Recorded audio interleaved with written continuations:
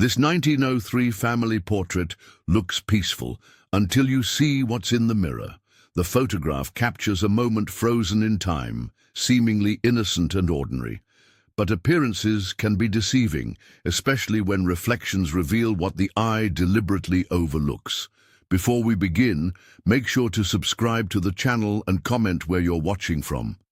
A thick fog settled over the Grand Victorian estate on that crisp October morning in 1903.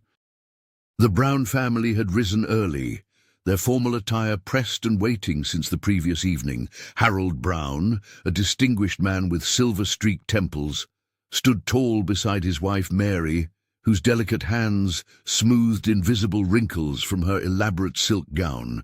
Today marked 30 years of their union, 3 decades of carefully cultivated prosperity and social standing in upstate New York. The children gathered in the main parlor, their faces solemn with the gravity of the occasion.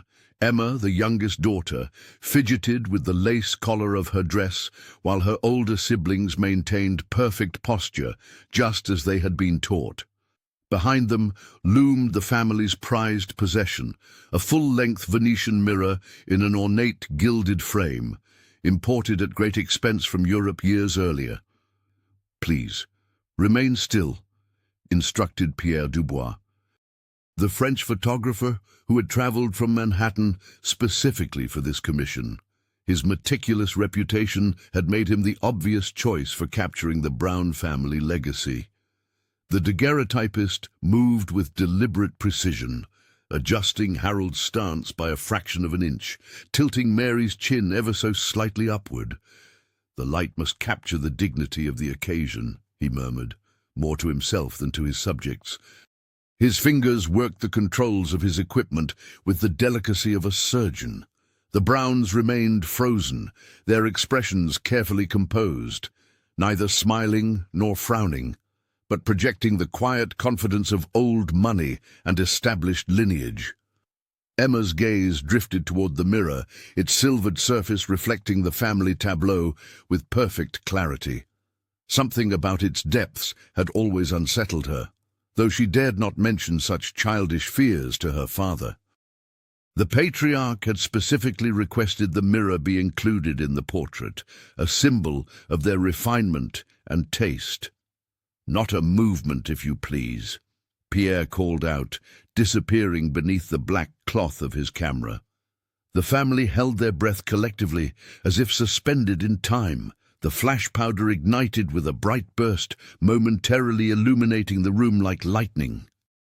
What none of them noticed in that frozen moment was how the reflection in the mirror seemed to shift, almost imperceptibly, as if the glass contained something more than mere reflections. The image captured that day would show a family at the height of their social prominence, their faces masks of Victorian propriety. Yet behind them, the mirror watched, patient and silent, its surface holding secrets that would remain undisturbed for more than a century. As the Browns relaxed their poses, Emma alone felt a chill that had nothing to do with the autumn air seeping through the estate's grand windows. The winter light filtered weakly through the tall windows of the Catskill Historical Museum as Sarah Johnson carefully sorted through a newly arrived donation. The year was 2025, and the art restorer had been tasked with cataloguing a collection of antiquities from a recently deceased local collector. Her delicate fingers, trained through years of meticulous work, moved methodically through the dusty cardboard box. "Another family heirloom nobody wanted," she murmured to herself, her Austrian grandmother's accent faintly coloring her words when she was alone. Sarah's heritage had always drawn her to the preservation of history. The stories of immigrants like her grandparents deserved to be remembered. When she lifted the tarnished frame from beneath layers of yellowed newspaper, something about it immediately commanded her attention. The photograph inside captured the Brown family in 1903, arranged with formal precision in their Victorian estate. Harold Brown stood tall and imposing at the center, one hand resting on his wife Mary's shoulder. Their children flanked them in descending height, faces solemn in the era's customary photographic expression. "Remarkable preservation," Sarah whispered, noting Pierre Dubois' distinctive composition. The French photographer's work was unmistakable, the careful positioning, the dramatic shadows. She made a mental note to check the museum archives for more of his commissions. As she examined the portrait under her desk lamp, Sarah's trained eye moved methodically across the image, noting details that would help with proper cataloguing. The ornate furniture, the heavy drapery, the children's starched collars, all spoke of wealth and social standing. Then her gaze reached the background. Behind the family stood a magnificent Venetian mirror, its frame elaborately carved with intertwining vines and faces. But it wasn't the craftsmanship that made Sarah's breath catch in her throat. It was what the mirror reflected. There, in the ghostly silvered glass, stood a figure draped entirely in black, a woman, judging by the silhouette, wearing what appeared to be mourning clothes. Her back was turned to the camera, but her head was positioned at an unnatural angle, as if caught in the motion of turning around. Sarah's fingers trembled as she reached for her magnifying glass. The woman in the mirror couldn't possibly be there. No one in the portrait was wearing black, and the positioning was wrong. This wasn't a reflection of anyone visible in the room. Most disturbing of all, while the Brown family remained frozen in photographic stillness, the veiled figure seemed to possess an impossible quality of movement. Her head mere inches from completing its turn, as if the camera had captured her in mid-motion. "This can't be right," Sarah whispered, a chill crawling up her spine as she stared into the depths of the century-old image. Sarah Johnson spent the next 3 days reaching out to every historical society in upstate New York. She compiled a list of Brown family descendants, sending emails with digital copies of the portrait attached. "Can anyone identify the woman in the mirror?" she wrote, careful not to sound too alarmed. Most historians dismissed the anomaly as a photographic error or double exposure, but Sarah knew better. Pierre Dubois was renowned for his technical precision. She explained to the curator at the Catskill Historical Museum. A photographer of his caliber wouldn't make such a mistake. Her search led her to Thomas Brown, a great-grandson of Harold and Mary, now in his 70s. The elderly man agreed to meet her at a small cafe near the museum. "The mirror," Thomas whispered, his hands trembling around his coffee cup.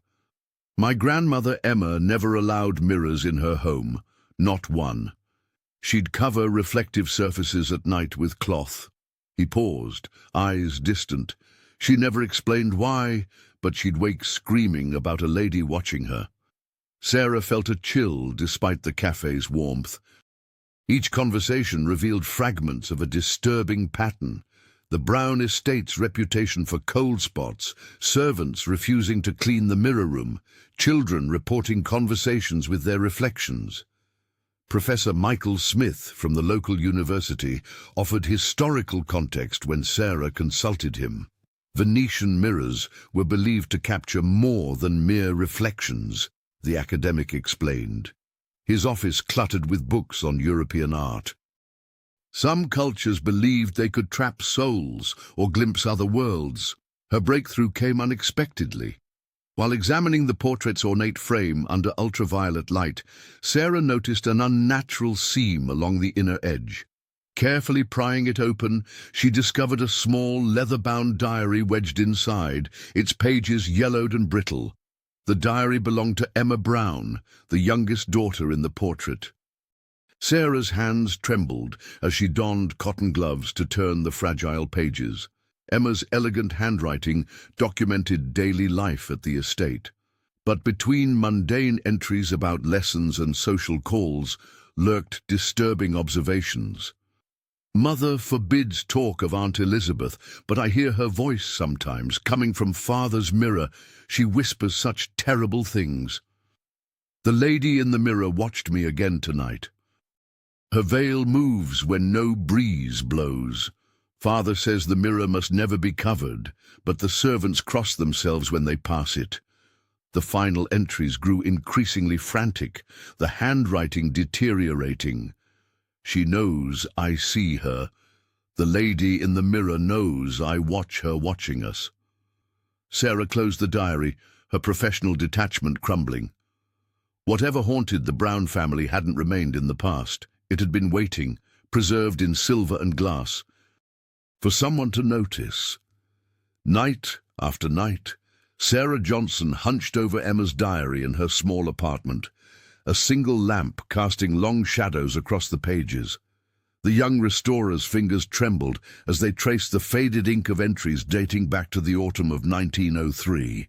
Emma's elegant script detailed increasingly disturbing encounters with what she called the lady behind the glass.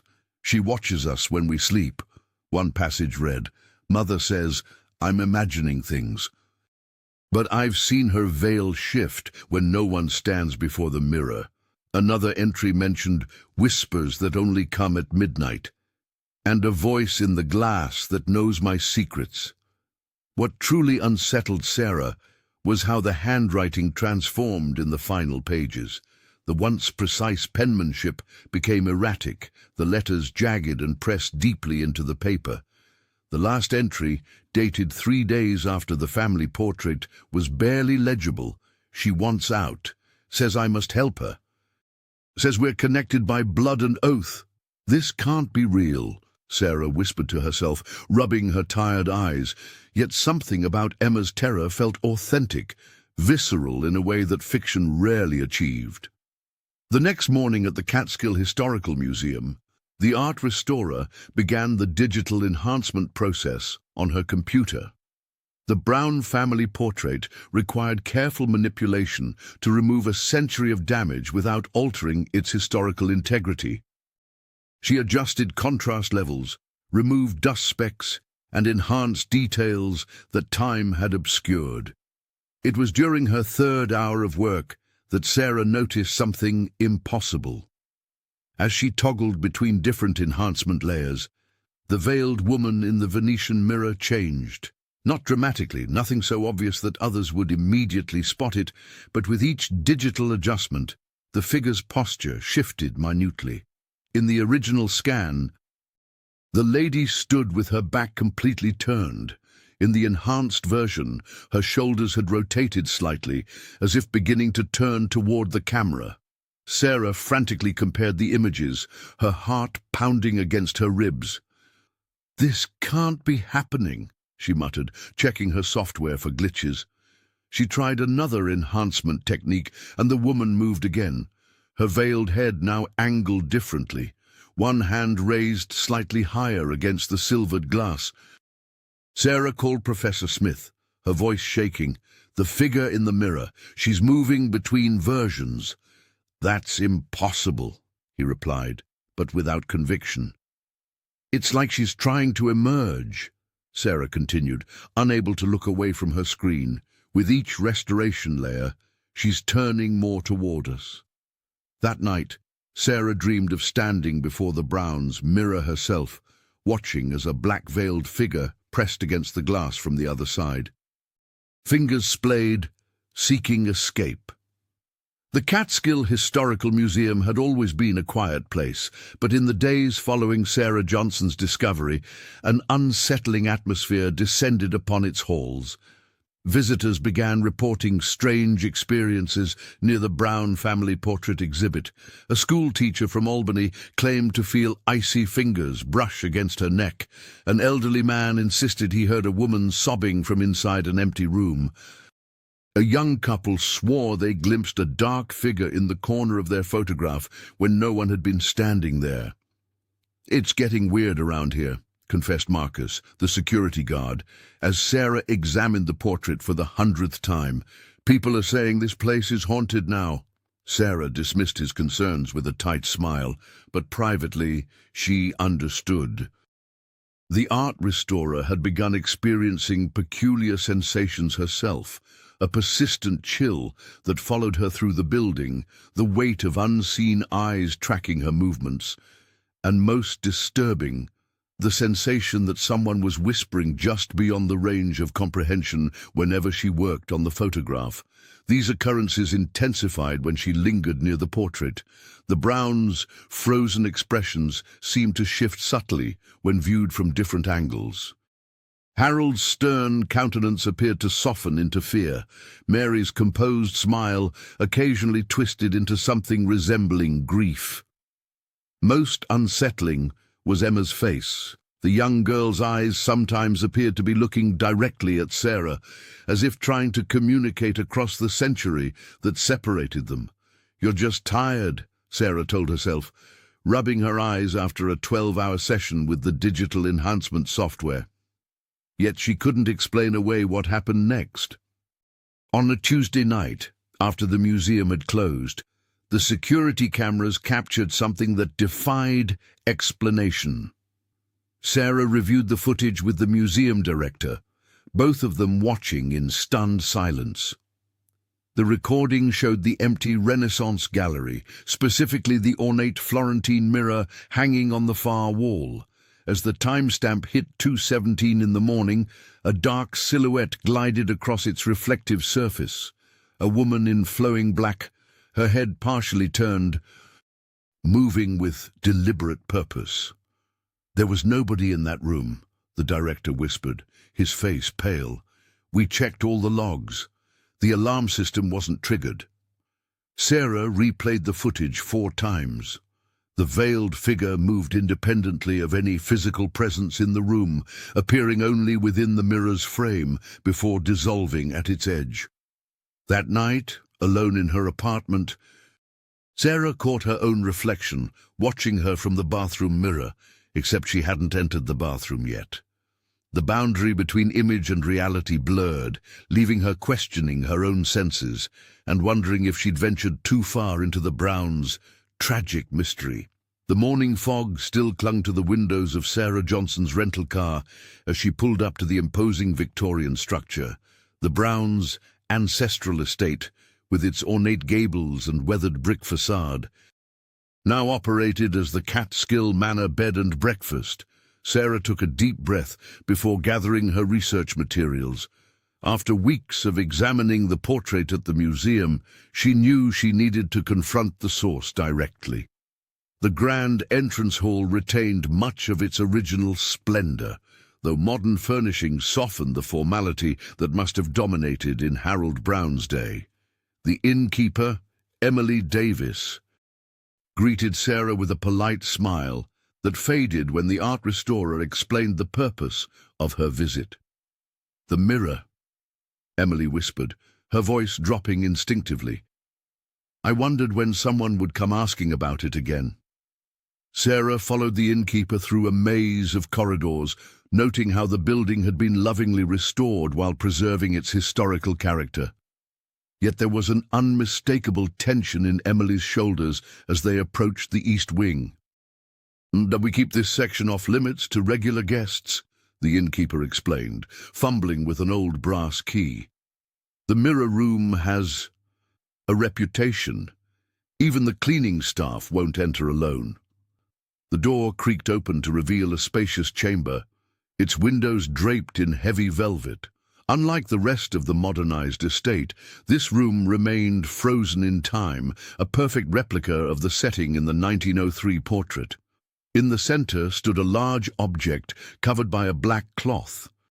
"It's been kept this way for generations," Emily said, maintaining her distance from the shrouded mirror. "The previous owners insisted on it when they sold the property." "Some things," she whispered, her eyes darting nervously to the covered shape, "should never be reflected twice." Sarah approached the cloth-covered form, her fingers tingling with anticipation. "Has anyone ever tried to move it?" she asked. Emily shook her head. "The last maintenance worker who tried developed a mysterious fever that lasted for weeks. He claimed he saw someone watching him from inside the glass." The innkeeper shared stories passed down through decades, Guests waking to find their reflections lingering a moment too long, staff members hearing whispers from empty rooms, and the persistent legend of a woman in black who appeared only in reflective surfaces. Despite the warnings, Sarah's resolve only hardened. The diary, the portrait, and now this room. All pieces of a puzzle she felt compelled to solve. Standing before the covered Venetian mirror, she sensed she was finally close to understanding what had happened to Elizabeth Brown and why her presence still haunted the family portrait. "I'd like some time alone here," Sarah said quietly. Emily hesitated, then nodded. "Just don't uncover it. Not yet. Not alone." Emily Davis leaned forward over the antique oak table, her voice dropping to a whisper despite the empty breakfast room. "The Brown family called them visual repetitions," she explained, tracing patterns on the worn tablecloth. Guests would catch glimpses of themselves twice in that mirror, once where they stood and again somewhere deeper in the glass. Sarah Johnson listened intently, her restorer's mind cataloguing every detail. The innkeeper described incidents spanning generations, visitors who saw reflections of people standing behind them when the room was empty, children who waved at playmates only they could see in the mirror's surface. "There was a couple in 1978, Emily continued, who swore they saw themselves aging in the reflection, grey hair, wrinkled skin, while they remained young in reality. They checked out that same night.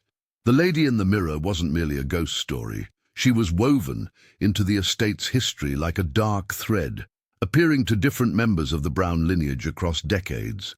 Some claimed she whispered warnings before family tragedies. Others insisted she reached toward children born into the family, as if trying to touch them. Harold Brown's great-grandson had the mirror locked away after his wife became obsessed with it, Emily said. She would stand before it for hours, conversing with someone no one else could see. Eventually, they found her. The innkeeper stopped abruptly, shaking her head. "Some stories are better left untold." Sarah's determination only grew stronger. "I need to see it," she insisted, her voice leaving no room for argument. "The portrait, Emma's diary, everything points to this mirror being the key." Emily hesitated before nodding reluctantly. "Follow me." "But I won't go inside that room." They climbed to the third floor, passing through corridors where modern renovations gave way to original Victorian architecture. At the end of a narrow hallway stood a door with 3 separate locks. The innkeeper's hands trembled slightly as she worked each key. "I'll wait here," Emily said, pushing the door open just enough for Sarah to enter. The moment Sarah stepped inside, a palpable coldness enveloped her. The temperature seemed to drop 10 degrees, her breath forming small clouds in the air. The room was empty except for a single object standing against the far wall, a tall, ornate mirror draped in heavy black fabric. Unlike the rest of the estate, this room felt suspended in time. No renovations, no modern touches, just wooden floors that creaked beneath her cautious steps and the shrouded mirror that dominated the space. As Sarah approached, she could feel a strange energy emanating from beneath the dark covering, a vibration, almost like a heartbeat. The mirror seemed to pulse with anticipation, as if it had been waiting for her, specifically her, all these years. With trembling hands, Sarah Johnson pulled away the heavy black cloth. The mirror stood before her, imposing in its ornate Venetian frame, untouched for decades. As the fabric slipped to the floor, the air in the room seemed to compress around her, becoming thick and charged with static electricity. The hairs on her arms stood on end as she faced her reflection. But something was wrong. The image that should have been her own flickered like an old television losing signal. Sarah gasped as her features dissolved, replaced by the visage of a young girl with wide, terrified eyes, unmistakably Emma Brown's eyes, staring back from across more than a century of time. The child's lips parted, forming words Sarah couldn't hear. Her small hands pressed against the glass as if trying to break through. "Do you see that?" Sarah whispered, but Emily Davis had backed away to the doorway, refusing to look directly at the mirror. "I told you," the innkeeper murmured. "Some things should stay covered." The phenomenon lasted only seconds before Sarah's own reflections snapped back into place, but the encounter left her shaking. She fumbled for her smartphone, desperate to document what she'd witnessed. When a commotion erupted from the hallway, Jason Parker, a 28-year-old guest who had overheard their plans and begged to join them, had pushed past Emily minutes earlier. Despite their warnings, the young man had insisted on experiencing the mirror for himself. His fascination with the supernatural had drawn him to the Brown estate specifically because of its haunted reputation. "Where's Jason?" Sarah asked, suddenly aware of his absence. Emily's face drained of color. He was right here, watching from behind us." They searched the room, calling his name, but found only his digital camera on the floor. Sarah picked it up with unsteady fingers. The last image captured was a Polaroid-style shot of Jason standing before the mirror, his expression frozen in a mixture of wonder and horror. But in the reflection, his face was already beginning to blur, as if being absorbed into the glass itself. For 3 days, police combed the estate. They questioned Sarah repeatedly, skeptical of her account. Jason Parker had simply vanished without a trace. No footprints, no evidence of departure, no activity on his bank accounts or digital devices. Only the photograph remained as proof he had ever been there, his reflection growing more indistinct each time Sarah dared to look at it. The art restorer couldn't shake the terrible certainty that Jason had somehow been claimed by the mirror. His image joining the collection of souls, trapped within its silver depths, another victim in the Brown family mirror's haunted lineage. Emily closed the mirror room permanently after that, the key hidden away where no curious guest could find it. Sarah's hands trembled as she drove away from the inn. The image of that flickering reflection haunted her, compelling her to seek answers beyond what the museum archives could provide. She needed an expert, someone who understood the darker side of art history. Professor Michael Smith's office at Columbia University was a labyrinth of ancient texts and peculiar artifacts.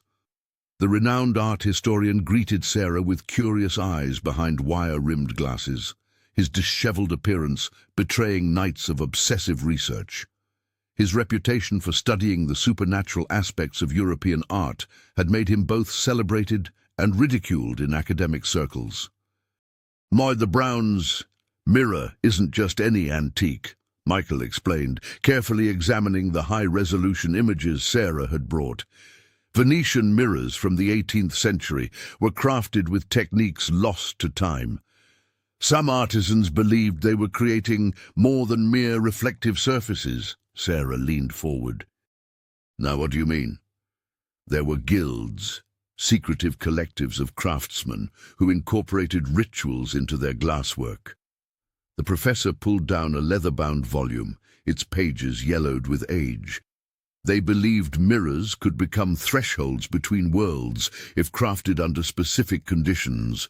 Together, they pored over historical records linking the Browns' mirror to one such guild, the Specchio dell'Anima, or Mirror of the Soul. The documents detailed alarming accounts of duplicated reflections, where observers reported seeing themselves twice or witnessing figures that shouldn't be there.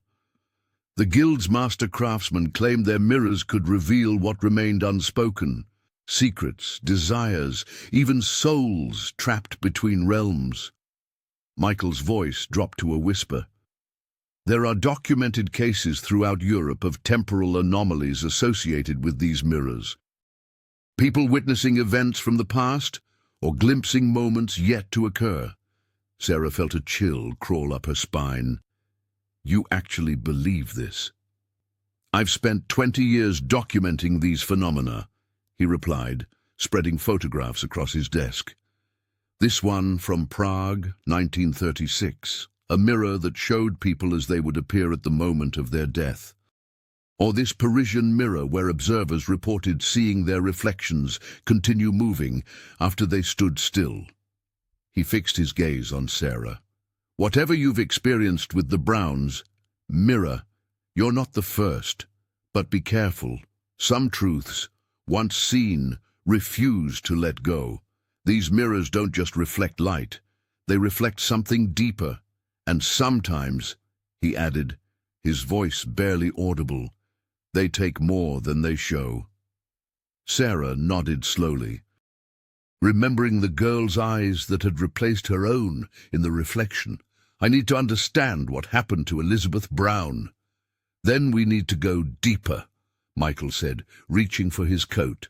But remember, the more you look into that mirror, the more it looks into you. Sarah's heart pounded as she connected the final pieces of the puzzle. The veiled woman in the mirror wasn't some unknown spectre or random spirit. She was Elizabeth Brown, Mary's own sister. The revelation hit her like a physical blow as she stared at the asylum records from 1903.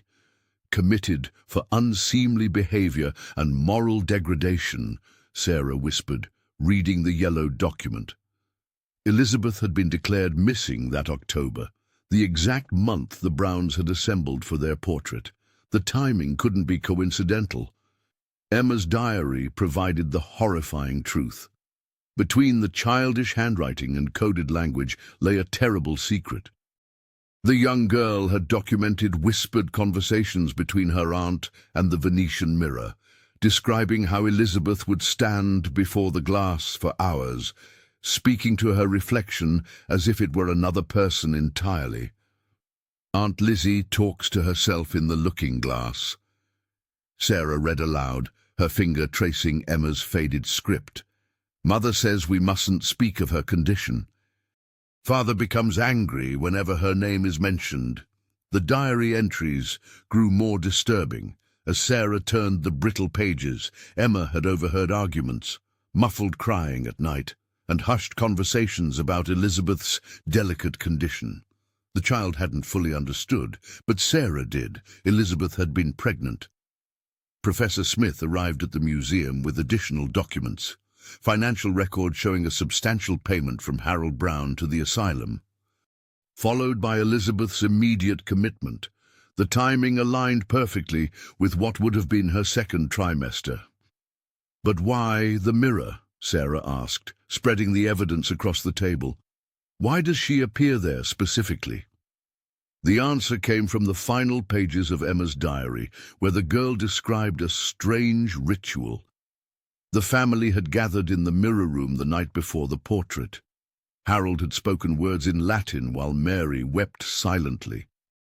Elizabeth had screamed, reaching toward the mirror as if trying to escape into it. They didn't just hide her away, Sarah realized with growing horror. They somehow bound her to the mirror. They sacrificed her, their own blood, to protect the family name. The most devastating revelation came when Sarah cross-referenced birth records with Harold's private correspondence.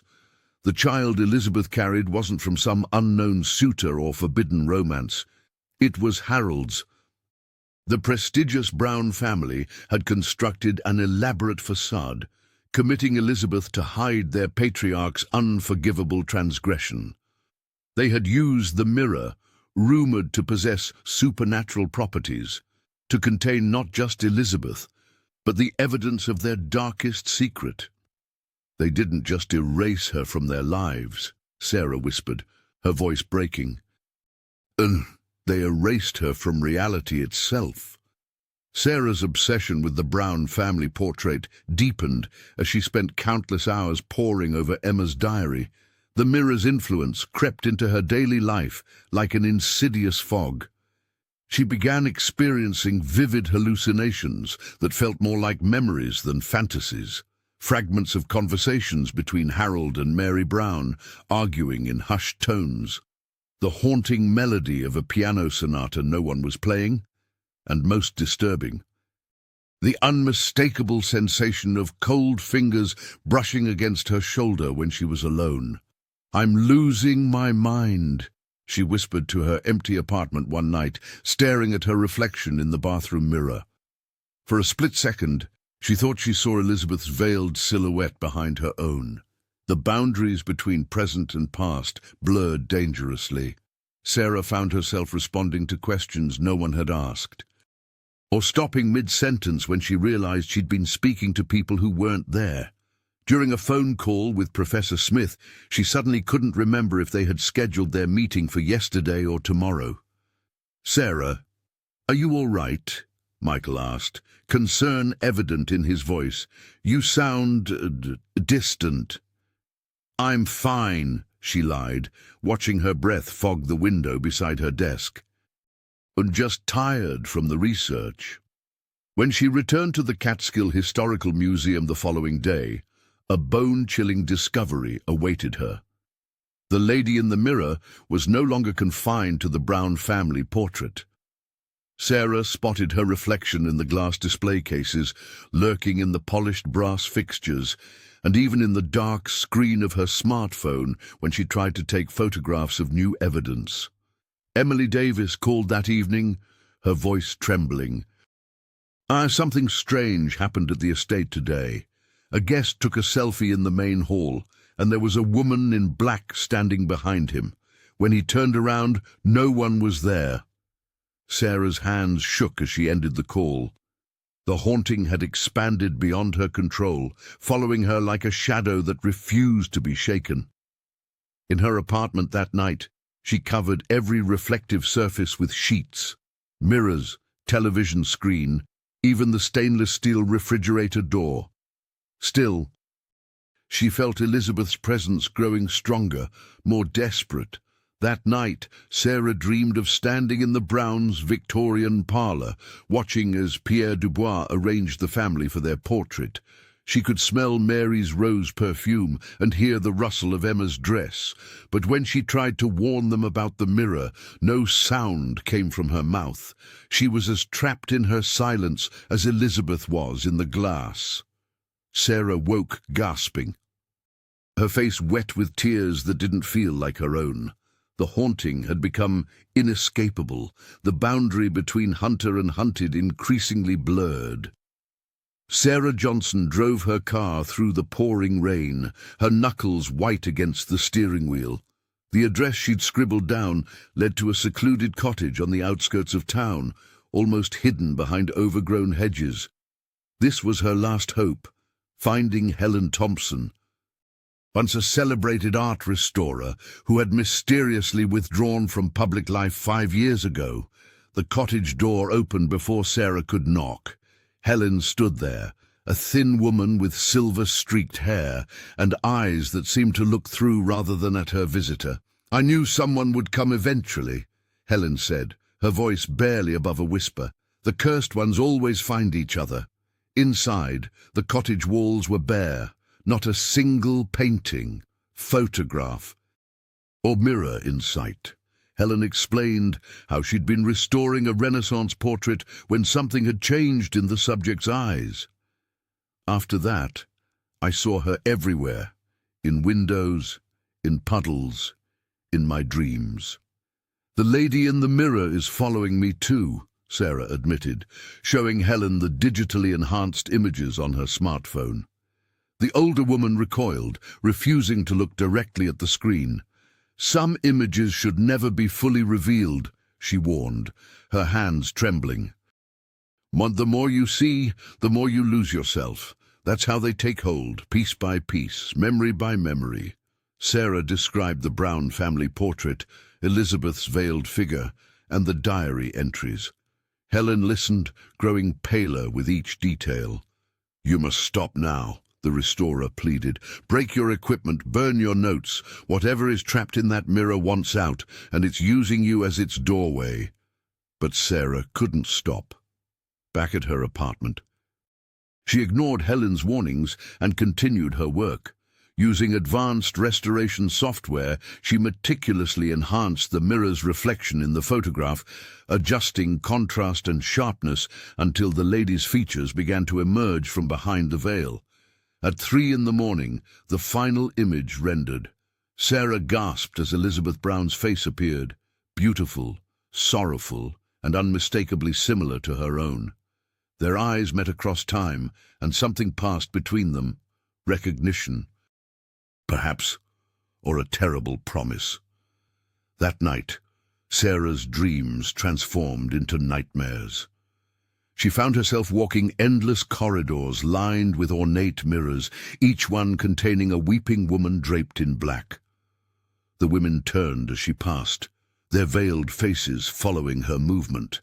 At the corridor's end stood the largest mirror of all, and within it Elizabeth waited, arms outstretched, beckoning Sarah closer. "Join me," Elizabeth's voice echoed. "We are the same. You and I, reflections of each other." Sarah woke screaming, her bedroom mirror covered in condensation that slowly formed handprints from the inside out. Deep in the climate-controlled archives of the Catskill Historical Museum, Sarah Johnson's hands trembled as she carefully lifted a yellowed folder from a box labeled "Brown Family, Restricted Access." Inside lay a photograph she'd never seen published, a second portrait taken moments after the famous one, but deliberately hidden from public view for over a century. The composition was identical to the first. Harold Brown seated regally in the center, Mary standing beside him with perfect posture, their children arranged around them in their Sunday best. But something was profoundly wrong. Every member of the Brown family had their eyes closed, as if caught mid-blink or in silent prayer. Only Elizabeth in the mirror remained alert, her eyes wide open and fixed directly on the camera with an expression that made Sarah's blood run cold, both pleading for help and accusing those who had betrayed her. "My God!" Sarah whispered, her voice echoing in the empty archive room. The art restorer carefully photographed the image with her smartphone, zooming in on Elizabeth's face. The woman's features seemed more defined here than in the original portrait, as if she had pushed herself closer to the glass. Desperate to be seen, that night in her apartment, Sarah noticed something disturbing as she reviewed her research notes. The more she uncovered about the Browns and their terrible secret, the hazier her own memories became. She reached for a framed photograph of her mother but couldn't recall the color of her eyes. Had they been blue, brown? The image in the frame seemed to blur before her. Sarah frantically opened her laptop, searching through personal photos. Her childhood home. Was it the white colonial in Hartford or the brick townhouse in Albany? She couldn't remember. Even the sound of her own laughter in old videos seemed foreign, as if belonging to someone else. Professor Smith had warned her about this phenomenon. "The mirror demands payment," he'd said during their last meeting. "It trades secrets for secrets, memories for memories." Sarah tried recording herself speaking, hoping to preserve what remained of her identity. But when she played back the recording, her voice sounded strange and distant, another piece of herself slipping away into the mirror's hungry depths. She called Emily at the Brown estate, her words tumbling out in panic. "It's taking pieces of me," she explained. "Every time I learn something new about Elizabeth, I lose something of myself." "That's how it works," Emily replied, her voice grim. "The mirror doesn't just reflect, it collects.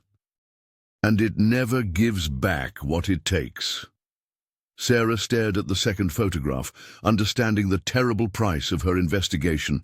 The mirror wasn't just haunted, it was hungry, and she was feeding it with every discovery she made. Sarah Johnson returned to the Brown estate with a determined plan.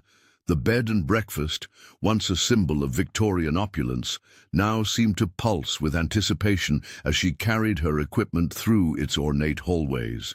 Emily Davis, the innkeeper, had reluctantly agreed to help, her usual caution overshadowed by morbid curiosity about the family legends she'd grown up hearing. "Are you certain this is wise?" Emily whispered as she helped Sarah arrange furniture in the mirror room. The infamous Venetian mirror dominated the space, its ornate frame catching the late afternoon light. Professor Michael Smith arrived shortly after B, carrying ancient texts and digital measuring devices. The art historian's obsession with supernatural reflective surfaces had only intensified since Sarah first contacted him. "The positioning must be exact," he insisted, comparing old photographs with the room's current layout. "The ritual aspects of reflection depend entirely on precision." They recruited 4 volunteers from among the bed and breakfast guests, positioning them carefully to recreate the original Brown family portrait. Sarah had studied Pierre Dubois' composition meticulously, ensuring each person stood exactly where Harold, Mary, Emma, and the others had posed in 1903. "Remember," Sarah instructed, "remain absolutely still when the flash goes off." The professor dimmed the lights, creating the same shadowy atmosphere captured in the century-old photograph. Emily stood nervously by the door, ready to intervene if necessary. The mirror loomed behind them, its glass surface seeming to ripple slightly, though no one moved near it. Sarah set up her camera on a tripod, the modern device a stark contrast to Pierre's daguerreotype equipment. Her hands trembled slightly as she adjusted the settings, feeling the weight of Elizabeth's tragedy pressing down upon her. 3, 2, 1, she counted, then pressed the shutter. The flash illuminated the room in harsh white light. Everyone remained frozen in their poses as instructed, everyone except the reflection in the mirror. There, where Sarah's image should have appeared, stood the veiled woman, her movements mimicking Sarah's with an unnerving delay. "Don't move," Professor Smith whispered urgently. The lady in the mirror raised her hand, as Sarah unconsciously did the same. Then, breaking the mirrored symmetry, the veiled figure pressed her palm against the glass from within. Fingers splayed in desperate supplication. One of the volunteers gasped, breaking the silence. Her eyes, "I can see her eyes through the veil." The temperature in the room plummeted. Sarah felt drawn toward the mirror, Elizabeth's presence calling to her across time and space. The connection between them, blood, history, and shared trauma, pulled like an invisible thread. "She wants out," Sarah whispered, her breath fogging in the suddenly frigid air. And I think she's chosen me as her way back." The mirror pulsed with another worldly energy as Sarah Johnson stood before it. Her reflection wavered, then dissolved entirely, replaced by a kaleidoscope of fragmented memories that weren't her own. She gasped as Elizabeth's desperate cries echoed through her mind, the sound so vivid it might have been whispered directly into her ear. "Please," Elizabeth's voice begged. "Don't do this to me." Sarah witnessed the horrifying truth unfold like a play she couldn't stop watching. The Brown family gathered around the mirror in a frantic ritual, Harold's face twisted with determination while Mary clutched a Bible with white-knuckled hands. Emma cowered in the corner, tears streaming down her young face as she watched her parents condemn her aunt to an eternity of imprisonment. "For the family," Harold intoned, his voice steady despite the monstrous act he orchestrated. "For our name." The vision shifted, revealing Elizabeth's swollen belly, undeniable evidence of her pregnancy. Sarah felt sick as understanding dawned. The child wasn't from some unknown suitor or forbidden romance as the family had claimed.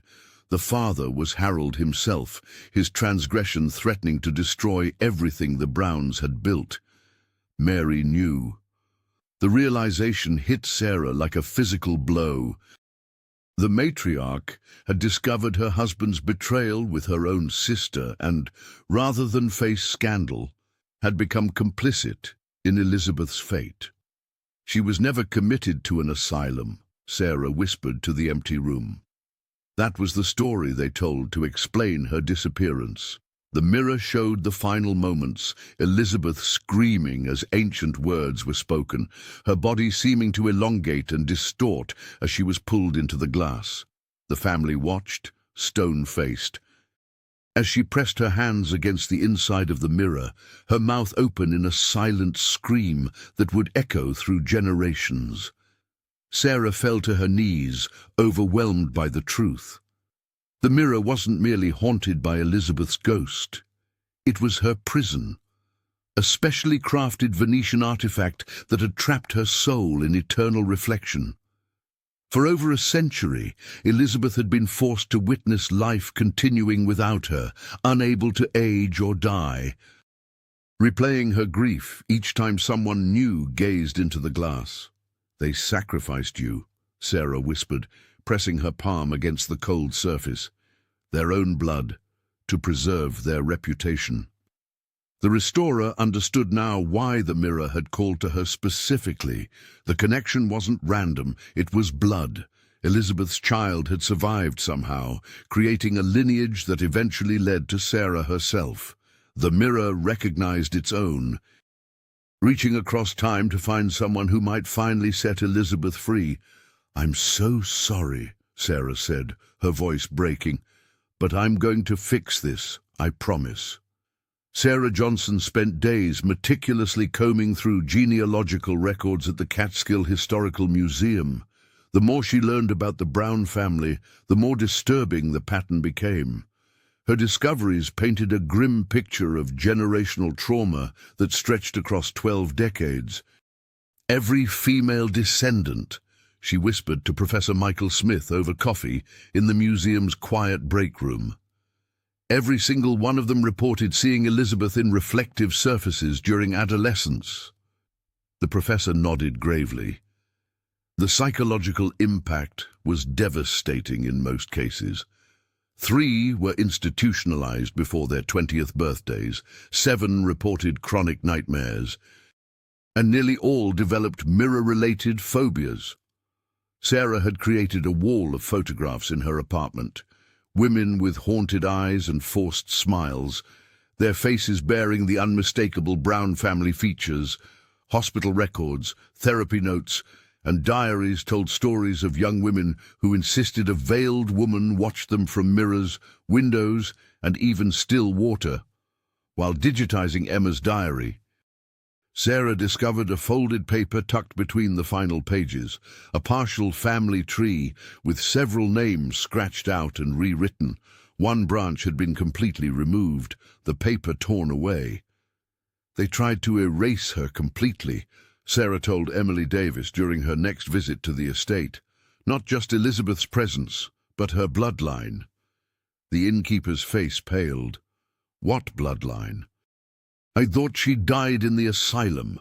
That's what they wanted everyone to believe." Sarah's hands trembled as she laid out her evidence.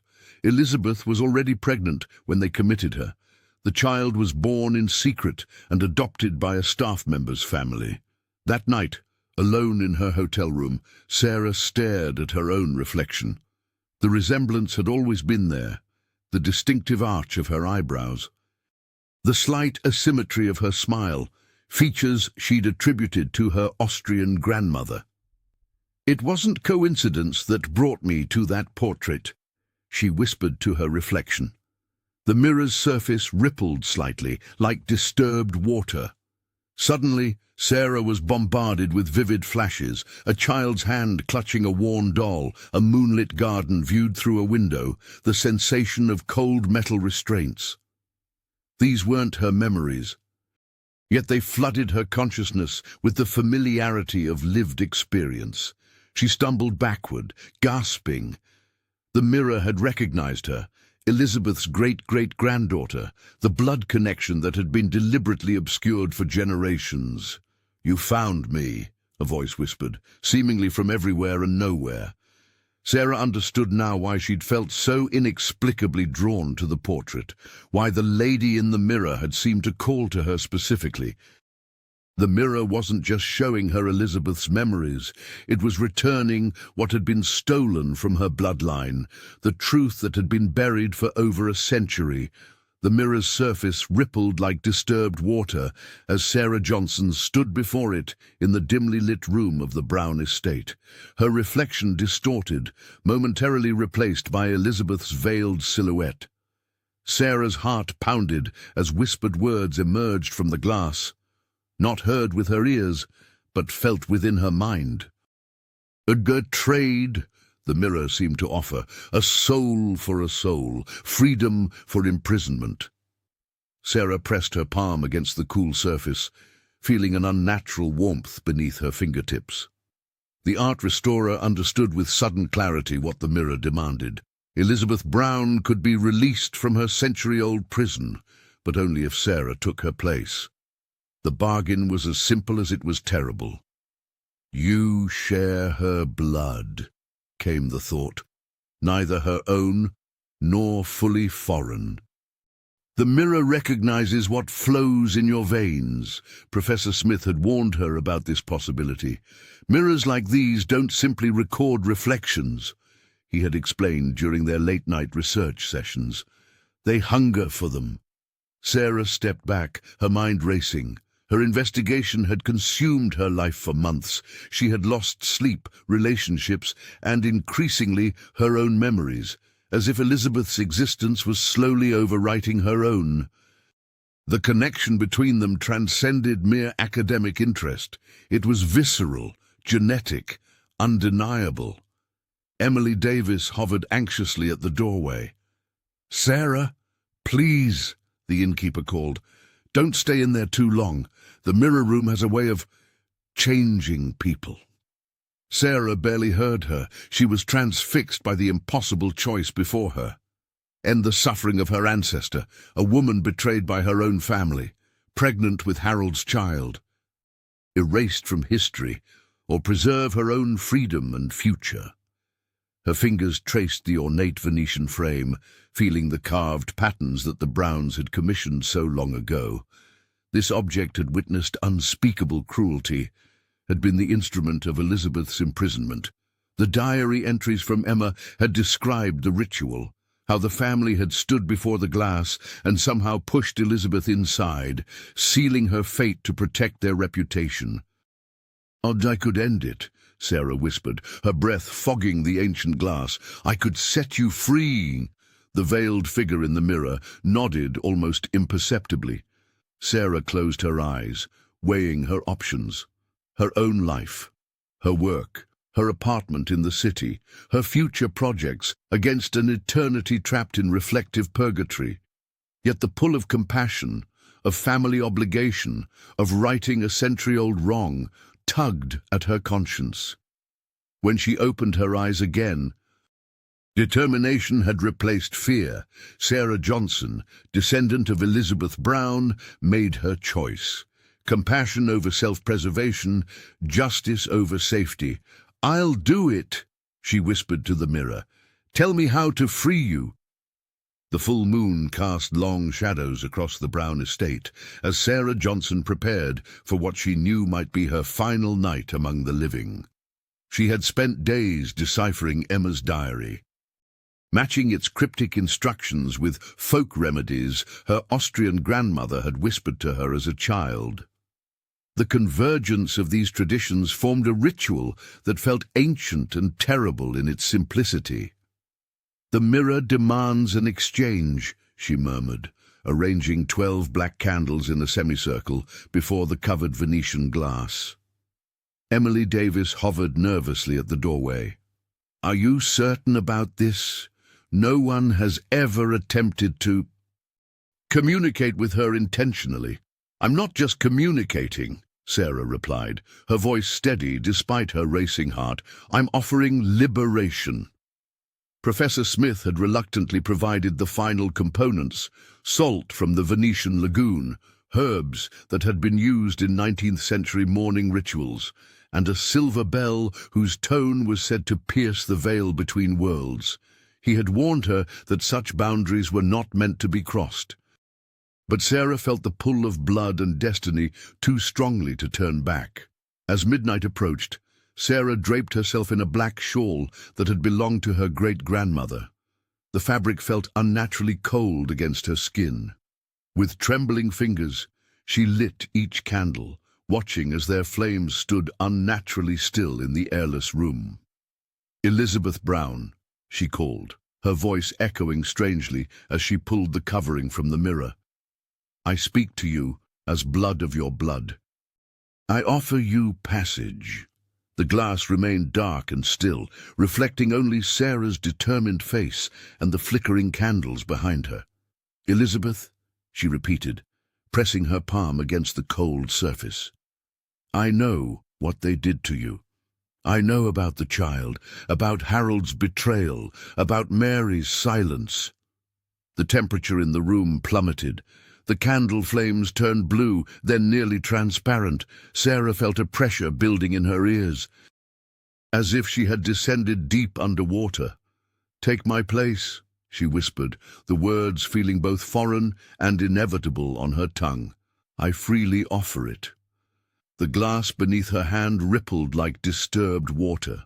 A pale, veiled figure materialized in the depths, approaching slowly, inexorably.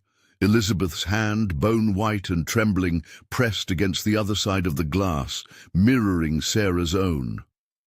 For one breathless moment, the barrier between them thinned to nothing.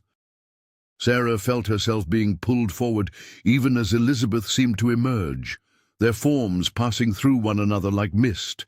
They stood face to face, ancestor and descendant, victim and savior, their reflections multiplying infinitely in the ancient glass, merging and separating in patterns that defied physical reality. Emily's scream from the doorway seemed to come from another world entirely. The mirror shattered with a soundless scream that reverberated through Sarah Johnson's body rather than her ears. The glass surface rippled like disturbed water, then stilled as Elizabeth's presence began to fade. The unnatural gleam that had haunted the Venetian mirror for over a century dimmed, leaving behind an ordinary reflective surface that showed only what stood before it. Sarah collapsed to the floor of the mirror room, her body drained of energy. Emily Davis rushed to her side, cradling her head while Professor Smith stood frozen, witnessing the impossible. The art restorer's memories felt fragmented, like pieces of a puzzle scattered across time, some belonging to her, others to Elizabeth, their identities having briefly merged during the ritual. "Is she gone?" Emily whispered, her eyes darting nervously toward the now ordinary mirror. Sarah nodded weakly. "She's free," she murmured. Despite her exhaustion and fractured memories, she felt a profound certainty that Elizabeth Brown had finally found peace. The century-old imprisonment had ended, the family's darkest secret released from its glass prison. The following morning, workers arrived at the estate with specific instructions. Under Emily's supervision, they carefully removed the mirror from its mountings, wrapped it in thick black cloth, and transported it to a previously unused room in the East Wing. There, they sealed it behind a newly constructed wall, entombing the mirror that had caused so much suffering. At the Catskill Historical Museum, the curator made a quiet decision to withdraw the Brown family portrait from public display. The official explanation cited conservation concerns, but those who knew the truth understood the real reason. The photograph was carefully packaged and stored in the deepest part of the archive, where few would ever encounter it again. Most peculiar was how quickly the memory of the lady in the mirror seemed to fade from the minds of those who had glimpsed her. Museum visitors who had reported seeing a veiled figure now questioned their own recollections. Security guards who had witnessed the apparition on camera found themselves unable to describe what they had seen. Even Professor Smith, who had dedicated weeks to researching the phenomenon, discovered his notes becoming increasingly illegible, as if the very knowledge of Elizabeth was being gently erased from the world. Only Sarah retained clear memories of what had transpired. As she recovered in her apartment, surrounded by books and research materials, she understood that she alone would bear witness to Elizabeth's story, the final keeper of a truth that had nearly been buried forever by shame and family honor. Some reflections, she whispered to herself, are meant to fade. Months later, Sarah Johnson found herself sitting in a sunlit cafe in downtown New York, signing copies of her newly published book, The Woman in the Mirror. The slender volume had quickly become a bestseller, drawing readers into the harrowing tale of the Brown family and their cursed Venetian artifact. Each time she inscribed her name, Sarah felt a strange tingling in her fingertips, as if Elizabeth's presence lingered in every word she wrote. The book detailed her entire journey, from discovering the portrait at the Catskill Historical Museum to the final ritual at the estate. She had worked closely with Professor Michael Smith to document the historical evidence, while Emily Davis provided testimonials about the strange occurrences at the bed and breakfast. Even Mrs. Thompson had emerged from seclusion to write a brief foreword, warning readers about the dangers of looking too deeply into haunted artifacts. "Or do you ever feel her watching you?" a young woman asked as Sarah signed her copy. The art restorer paused, her pen hovering over the page. "Some days," she admitted quietly, "but not in the same way as before." Critics had praised the book's meticulous research into the Brown family's history. Sarah had exposed Harold's terrible secret, his affair with Elizabeth and the child that resulted, while honoring the memory of Emma, whose diary had been the key to unlocking the entire mystery. The final chapters recounted how the Browns had used the mirror to imprison Elizabeth's spirit, a supernatural crime that had echoed through generations. What Sarah hadn't included was how often she still woke in the middle of the night, certain she could hear a woman weeping behind glass, or how mirrors sometimes clouded when she approached them, only to clear when she stepped away. On the final page of the book was a photograph taken in Sarah's apartment. It showed her standing before a simple wall mirror, smiling gently at her reflection. Most readers saw nothing unusual, but those who studied the image carefully sometimes noticed a shadowy figure draped in black, standing just behind Sarah's reflection, one pale hand pressed against the glass. The museum had permanently removed the portrait from display, and the mirror room at the estate remained locked. Yet Sarah knew the story wasn't truly over. Every few weeks, she received letters from strangers who claimed to have seen a veiled woman in their own mirrors after reading her book. "Some secrets," Sarah wrote in the epilogue, "are like reflections. They can be covered or hidden away, but they never truly disappear." She had freed Elizabeth Brown from her glass prison, but sometimes, in quiet moments, Sarah wondered if the mirror had simply found new ways to remember.